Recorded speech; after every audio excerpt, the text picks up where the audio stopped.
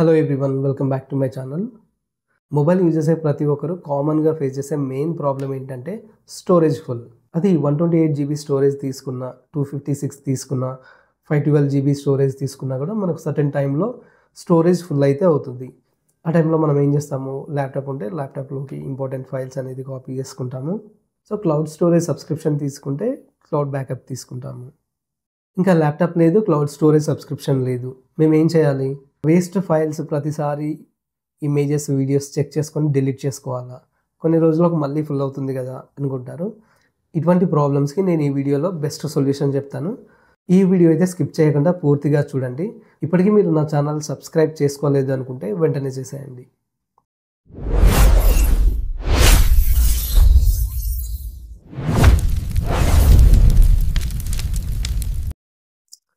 ఒక 5-6 years back వెళ్ళిపోతే మనకి మొబైల్ ఇంటర్నల్ స్టోరేజ్లో 16 GB, 32 GB, 64 GB, సో ఇంకా ఎక్కువ అంటే 128 GB. సో అప్పుడు 128 GBని ఎక్కువ ఇంటర్నల్ స్టోరేజ్గా కన్సిడర్ చేసేవాళ్ళం. ఇప్పుడు చూసినట్లయితే మొబైల్ కెమెరాలో చాలా అడ్వాన్స్డ్ ఫీచర్స్ అయితే ఇంప్లిమెంట్ చేశారు. సో దీనివల్ల మనం క్యాప్చర్ చేసిన ఇమేజ్ కానీ, ఒకవేళ మనం 4K రెజల్యూషన్లో వీడియో తీస్తే, ఒక 5 minutes వీడియో తీస్తే మనకు ఈజీగా 5 GB వరకు ఉంటుంది. సో ఫర్ ఎగ్జాంపుల్ ఇలాగే మనం ఒక 10 వీడియోస్ ఒక 5 minutes అలా తీసినట్లయితే మనకి ఈజీగా 50 GB వరకు అయితే ఆ వీడియోస్కి అలకేట్ అవుతాయి. సో ఇప్పుడు మనకి ఇంటర్నల్ స్టోరేజ్ అనేది మొబైల్లో ఎక్కువగా ఉండేలా చూసుకోవాలి. డిఫరెంట్ ఇంటర్నల్ స్టోరేజ్ మొబైల్స్కి ప్రైస్ వేరియేషన్స్ డిఫరెంట్గా ఉంటాయి. ఇంటర్నల్ స్టోరేజ్ పెరిగిన కొద్దీ మనకు మొబైల్ ప్రైస్ కూడా పెరుగుతుంది. చాలామంది అదే 128 GB స్టోరేజ్తో మొబైల్ తీసుకోవడం జరుగుతుంది. కొంతమంది 256 GB స్టోరేజ్ మొబైల్స్ తీసుకోవడం జరుగుతుంది. ఎవరికైనా ఒక దగ్గర మనకి స్టోరేజ్ ఫుల్ అయితే జరగడం జరుగుతుంది. సో ఆ టైంలో ఒకవేళ ల్యాప్టాప్ లేదు, క్లౌడ్ సబ్స్క్రిప్షన్ లేదు అనుకుంటే వాళ్ళ కోసం అయితే నేను ఒక గ్యాడ్జెట్ తీసుకురావడం జరిగింది. సో అదే SSD కార్డ్. సో ఈ SSD కార్డ్ వచ్చేసి 1 TB SSD కార్డ్. దీని సైజ్ వచ్చేసి చాలా చిన్నగా ఉంటుంది. అంటే మన మొబైల్లో చూస్తే మన power bank, mini power bank సైజులో ఉంటుంది. సో పోర్టబుల్ సైజులో చాలా బాగా ఇచ్చారు. ఇంకా దీని బాక్స్లో చూసినట్లయితే, దీని డిజైన్ చూసినట్లయితే ప్రీమియం ఉంది. సో కంప్లీట్గా చుట్టూ రబ్బర్ ప్రొటెక్షన్ కోసం అయితే రబ్బర్ మెటీరియల్ని యూజ్ చేశారు. సో ఇది మనకు up to 2 meter drop protection అయితే ఇవ్వడం జరిగింది. సో Type-C పోర్ట్తో అయితే దీన్ని తీసుకొచ్చారు. కేబుల్ చూసినట్లయితే మనకు USB-C to C కేబుల్ అయితే ఒకటి ఇచ్చారు. అలాగే USB-C to A అడాప్టర్ అయితే ఇచ్చారు. సో దీనివల్ల యూజ్ ఏంటి అంటే, ఇందులో మనకి SSDలో హై స్పీడ్ డేటా ట్రాన్స్ఫర్ ఉంటుంది. అలాగే ప్రైస్ కూడా కొంచెం ఎక్కువనే ఉంటుంది. ఇది నేను తీసుకోవడానికి గల మెయిన్ రీజన్ ఏంటంటే, రీసెంట్గానే నేను iPhone 17 Pro 256 GB storage mobile తీసుకున్నాను. సో దాంట్లో 256 GB స్టోరేజ్ అంటే చాలా తక్కువ అనే చెప్పొచ్చు. యాక్చువల్గా నేను 512 GB స్టోరేజ్లో తీసుకుందాం అనుకున్నాను, కానీ ప్రైస్ వేరియేషన్ అయితే చాలా డిఫరెన్స్ ఉంది రెండింటికి. 256 GB స్టోరేజ్కి 1,35,000 ఉంటే 512 GBకి 1,55,000 ఉంది. అంటే ఇక్కడ అడిషనల్గా 256 GB స్టోరేజ్ కోసం అయితే 20,000 ఎక్స్ట్రా పే చేయాల్సి వచ్చింది. సో దానికోసం అయితే నేను ఇంకా బెస్ట్ అని చెప్పేసి SSD కార్డ్ తీసుకున్నాను. దీని ప్రైస్ వచ్చేసి నాకు 8,900 పడింది. ఇది బిగ్ బిలియన్ సేల్ టైంలో తీసుకున్నాను నేను. సో ఇప్పుడైతే దీని ప్రైస్ ఆల్మోస్ట్ కొంచెం 12,000 వరకు అయితే ఉంది. ఇది 1 TB స్టోరేజ్తో పోర్టబుల్ సైజ్లో డేటా ట్రాన్స్ఫర్ స్పీడ్ చూసినట్లయితే 1000 MBps అయితే రీడ్ అండ్ రైట్ స్పీడ్ ఇచ్చారు. ఇప్పుడు మనం మొబైల్ నుండి ఒక 12 GB ఉన్న ఫైల్ని ఈ SSD కార్డుకి ట్రాన్స్ఫర్ చేసి చూద్దాము. ఎంత టైం పడుతుంది అనేది క్యాలిక్యులేట్ చేద్దాం.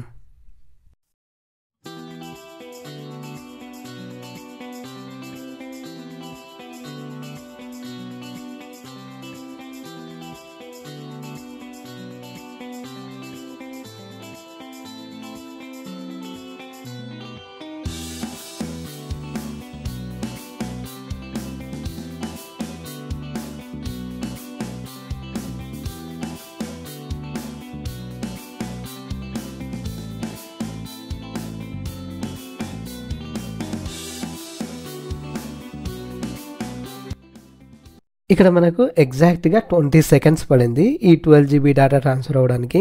అంటే మనకు యావరేజ్గా 600 MBPS స్పీడ్తోనైతే డేటా ట్రాన్స్ఫర్ అవుతుంది మొబైల్లో.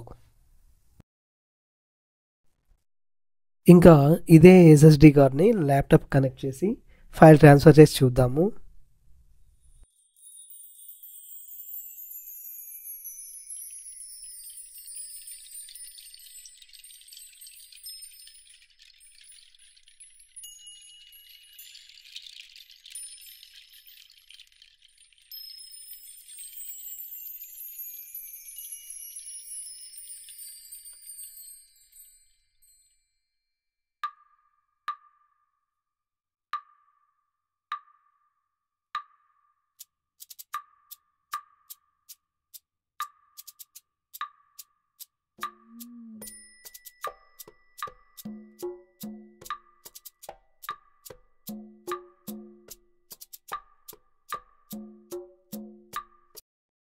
చూసారు కదా, మనకు యావరేజ్గా 650 MBPS అయితే ట్రాన్స్ఫర్ అవుతుంది.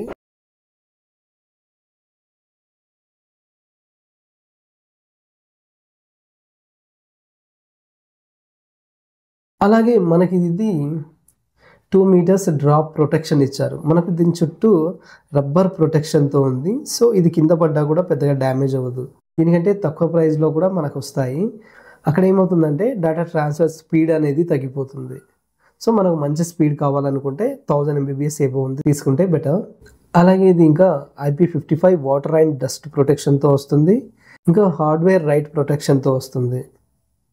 దీన్ని మనం PC, ల్యాప్టాప్స్, మొబైల్స్కి అయితే యూజ్ చేయొచ్చు. ఇంకా దీనికి 5 years వారంటీ ఉంది. ఇంకా దీంట్లో 256-bit హార్డ్వేర్ ఎన్క్రిప్షన్ సపోర్ట్ అయితే తీసుకొచ్చారు. ఈ SSD కార్డ్ ఎక్కడైనా పోయినా ఎవరైనా దొంగతనం చేసినా కూడా ఇందులో ఉన్న డేటా రీడ్ చేయడానికి అయితే పర్మిషన్ ఉండదు. ఎందుకంటే మనం పాస్వర్డ్ సెట్ చేసుకుంటాం కదా, ఆ పాస్వర్డ్ ఇస్తేనే డేటా యాక్సెస్ అనేది ఉంటుంది.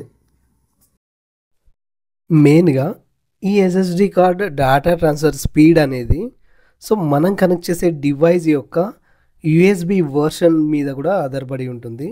ఒకవేళ మనం కనెక్ట్ చేసే డివైస్ USB 2.0 అయినట్లయితే మనకు అప్రాక్సిమేట్గా 35 MBPS స్పీడ్ వరకు వస్తుంది.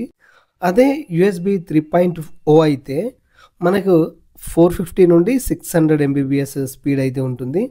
ఇంకా USB 3.2 వర్షన్ అయితే మనకు ఇది 1050 MBPS ట్రాన్స్ఫర్ స్పీడ్ అయితే సపోర్ట్ చేస్తుంది.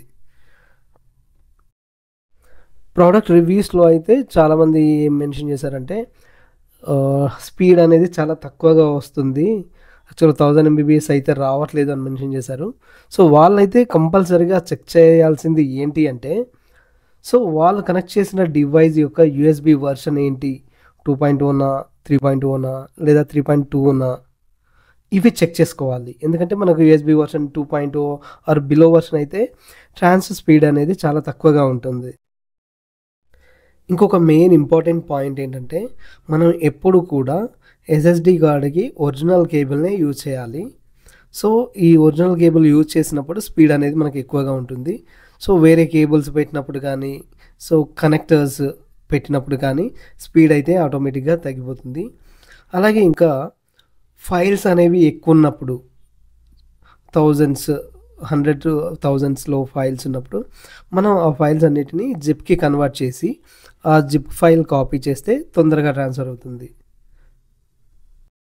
చూసారు కదా SSD కార్డ్ వల్ల ఎటువంటి యూజెస్ ఉన్నాయనేది ఈ వీడియోలో నేను క్లియర్గా ఎక్స్ప్లెయిన్ చేశాను. ఈ వీడియో నచ్చితే లైక్ చేయండి, షేర్ చేయండి. ఇప్పటికీ సబ్స్క్రైబ్ చేసుకోకపోతే వెంటనే చేసేయండి.